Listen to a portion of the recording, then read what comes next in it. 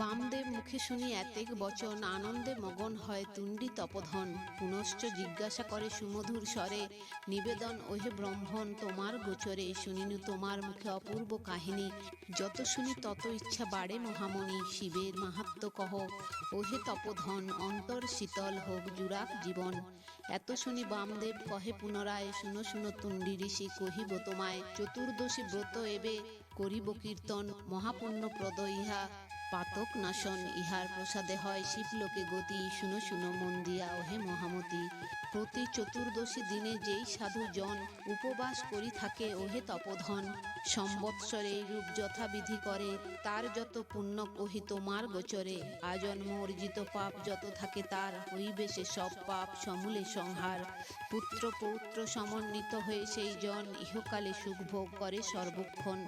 অন্তকালে সেই জন শিবলোকে যায়, ৮০,০০০ বর্ষ রহিবে তথায়। মাসে মাসে চতুর্দশী দিনে যেই জন, যথাবিধি শিবলিঙ্গ করিয়া পূজন। দিবাভাগ উপবাসে করে সমতীত, রাত্রিকালে ভোজনাদি করে যথারীতি। শিবলোকে যায় সেই ত্যাজিয়া জীবন, শিবের বচন ইহা ওহে তপোধন। এতেক বচন শুনি তুণ্ডি ঋষি কয়, নিবেদন করি এক ওহে মহোদয়। চতুর্দশী নক্ত বিধি শুনিতে বাসনা, বর্ণন করিয়া মম পুরাও কামনা। যাহার প্রসাদে পায় কৈলাস ভবন, সেই কথা কৃপা করি কহ মহাত্মন। এত শুনি বামদেব কহে ঋষি বরে, মন দিয়া শুনো কহি তোমার গোচরে। চতুর্দশী নক্ত বিধি করিব বর্ণন, মন দিয়া শুনো তাহা ওহে তপধন। চতুর্দশী ব্রত কথা শুনিয়া শ্রবণে, সেই ব্রত অনুষ্ঠান করহ যতনে। চতুর্দশী তিথি যবে হবে আগমন, সেই দিন হয়ে শিব ভক্ত পরায়ণ। শিব গঙ্গা জলে স্নান করিবে যতনে, যথাবিধি মন্ত্র পাঠ করিবে বদনে। দেব পিতৃ তর্পণাদি করি তারপর, আনন্দে পশিবে শিব মন্দির ভিতর। বৃষের বৃষণ স্পর্শ করিবতি জন, শিবলিঙ্গে তারপর করিবে দর্শন। পঞ্চাক্ষর মন্ত্র পড়ি উচ্চারি বদনে, স্পর্শন করিবে লিঙ্গ অতীব যতনে। যথাশক্তি গন্ধ পুষ্প ইত্যাদি অর্পিয়ে, অর্চনা করিবে লিঙ্গে ভক্তিযুক্ত হয়ে। বিবিধ নৈবেদ্য আদি করিয়া প্রদান, করিবে সাষ্টাঙ্গে নতি করিয়া সম্মান। পরেতে শিবের অগ্রে কীর্তাঞ্জলি হয়ে, পড়িবে বিহিত মন্ত্র পবিত্র হৃদয়ে। তারপর পুনরায় করিবে প্রণাম, পঞ্চাক্ষর মন্ত্র পড়ে জপিবে ধীমান। জপিবে সহস্রবার বিধি এই হয়, আসিবে তাহার পর আপন আলয়। ব্রহ্মচর্য পরায়ণ হয়ে তারপরে, শিবগুণ গানব্রতী করিবে সাদরে। ভক্তি ভরে পুরাণাদি করিবে পঠন, একান্ত অন্তরে কিংবা করিবে শ্রবণ। শিব কথা আন্দোলনে হরিষ অন্তরে, কাটাইবে দিবাভাগ পুত কলেবরে। সান্ধ্যকালে যথাবিধি করিবে স্নান, রাত্রিকালে মহাদেবে পূজিবে ধীমান।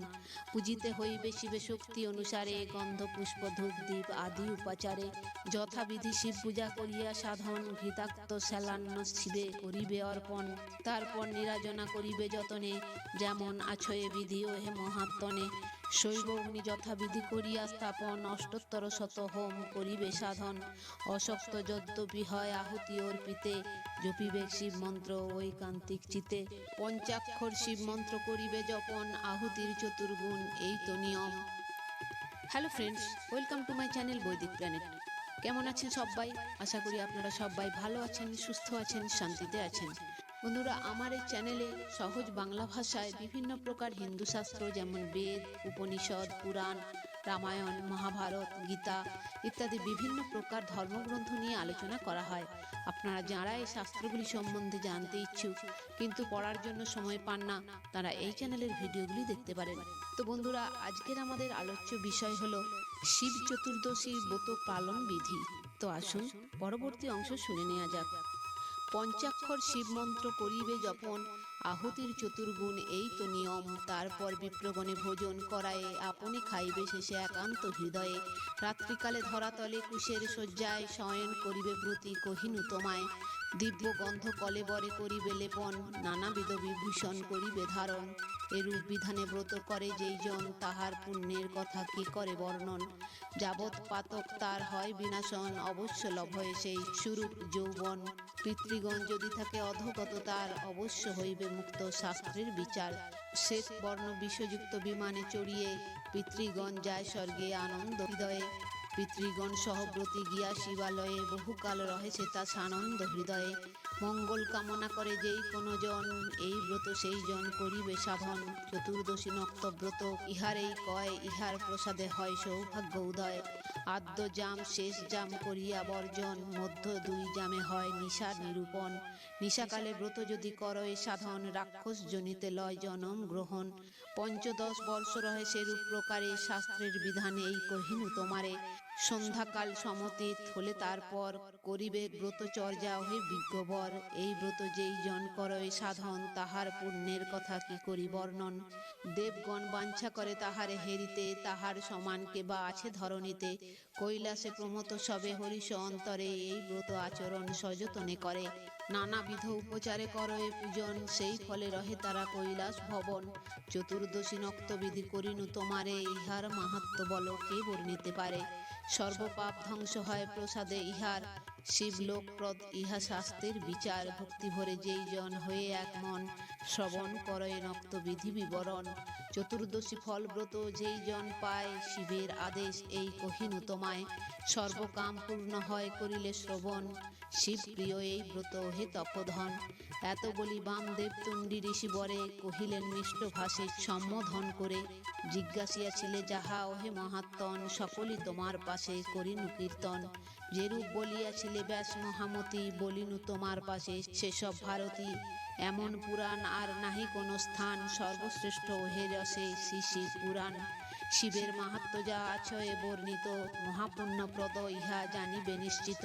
মঙ্গল কামনা করে যেই সব জন, এক মনে এ পুরাণ করিবে শ্রবণ। পড়িবে ভক্তি সহ একান্ত অন্তরে, অন্তর রাখিবে সদা শিবের উপরে। দেবতা নাহিক আর শিবের সমান, তাহার কৃপায় সাধু পায় মোক্ষ স্থান। যাহার উপরে তুষ্ট হন পঞ্চানন, কি ভয় তাহার আর ওহে তপোধন। সমন দমন থাকে তাহার গোচরে, ভব পারাবারে সেই অবহেলে তরে। শ্রী শিব পুরাণ এই করিনু কীর্তন, পাপ হর পুণ্যপ্রদ যশ বিবর্ধন। ইহার কৃপায় নর বহু ধন পায়, মহাপাপ ধ্বংস হয় ইহার কৃপায়। যেই জন ভক্তি ভরে করে অধ্যয়ন, অথবা একান্ত মনে করয় শ্রবণ। পাতক তাহার দেহে কভু নাহি রয়, ভববন্ধ ঘুচে তার নাহিক সংশয়। অষ্টোত্তর শতবার যেই নরে পড়ে, অথবা শ্রবণ করে শ্রদ্ধা ভক্তি ভরে। অশ্বমেধ ফল পায় সেই মহামতি, নাহিক সন্দেহ ইথে শিবের ভারতী। শ্রী শিব পুরাণ পাঠ প্রত্যহ করিবে, অক্ষমেতে শ্লোক এক অবশ্য পড়িবে। নতুবা দিবস যাবে কেবল বিফল, পদে পদে হবে তার কত অমঙ্গল। শৈব শাক্ত গণপত বৈষ্ণবাদি করি, যত কেহ আছে এই জগত ভিতরি। সবাকার প্রিয়তম শ্রী শিব পুরাণ, সর্ববাদী অভিমত শাস্ত্রের বিধান। সংখ্যাযোগ বলি সবে জানিবে ইহারে, আধ্যাত্ম জ্ঞানদ ইহা শাস্ত্রের বিচারে। করাইবে বিপ্র দ্বারা ইহা অধ্যয়ন, অনুত্তম পুণ্য তাহে হবে উপার্জন। যখন তখন ইহা শুনিবে শ্রবণে, কালাকাল বিবেচনা না করিবে মনে। শুনিতে বাসনা নাহি করে যেই জন, শিব ভক্তিহীন কিংবা সেই মূঢ়জন। বিষ্ণুতে শিবেতে ভেদ যেই জন করে, কভু না পড়িবে ইহা তাহার গোচরে। পরম জ্ঞানদ শাস্ত্র শ্রী শিব পুরাণ, শিবের পরম প্রিয় খ্যাত সর্বস্থান। প্রধান পুরাণ হেন নাহি কিছু আর, এহেতু বৃহৎ নাম শাস্ত্রের বিচার। শ্লোক ছন্দে বিরোচনা করে দ্বৈপায়ন, চতুর্বর্গ ফল লাভ মোক্ষের কারণ। বিশুদ্ধ করিয়া ইহা লিখিয়া যতনে, যথাবিধি পূজা করি শাস্ত্রের বচনে। যে জন গৃহেতে ইহা করয় স্থাপন, মনোবাঞ্ছা পূর্ণ তার করে পঞ্চানন। পুণ্য দিনে পূর্ব দিনে উৎসব সময়ে, করিবে অধ্যয়ন সরল হৃদয়ে। শ্রাদ্ধকালে এ পুরাণ করিবে পঠন, তাতে পরিতুষ্ট হবে যত পিতৃগণ। সাধু গৃহে পূর্ণতীর্থে শিবের মন্দিরে, বিষ্ণু গৃহে শক্তি গৃহে আর গঙ্গা তীরে। এই সব স্থানে ইহা করিবে পঠন, অথবা ভক্তি ভরে করিবে শ্রবণ। শ্রী শিব পুরাণ পাঠ যেই স্থানে হয় পুণ্যক্ষেত্র, সেই স্থান জানিবে নিশ্চয়। পাঠকালে অন্য কথা কহে যেই জন, ব্রহ্মহত্যা পাপ তারে করে আক্রমণ। যথাবিধি প্রায়শ্চিত্ত যদি সেই করে, তবে মহাপাপ হতে অবশ্যই তরে। দুষ্পার অসীম এই সংসার সাগর, ইহারে তরিতে ইচ্ছা করে যেই নর। পড়িবে সেজন সেই শ্রী শিব পুরাণ, শিবের প্রসাদে সেই যাবে মোক্ষ স্থান। পুত্রার্থীর পুত্র হয় ইহার কৃপায়, ধনার্থী লভয়ে ধন থাকিয়া ধরায়।